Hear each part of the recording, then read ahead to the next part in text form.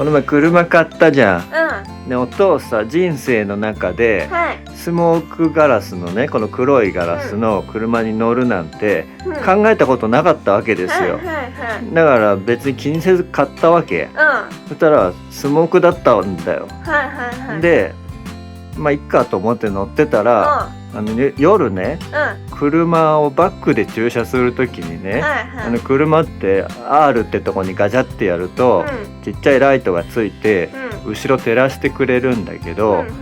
全然見えないの。へえ。ほんと見えなくて、はあ。暗い駐車場なんか隣の車とか見えないわはいはいけはい。で、これ危ないなと思ったんで、この電球を買いました。おー。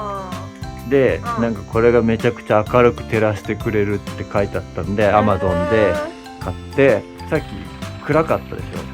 暗かったでしょ。全然見えなかったでしょ。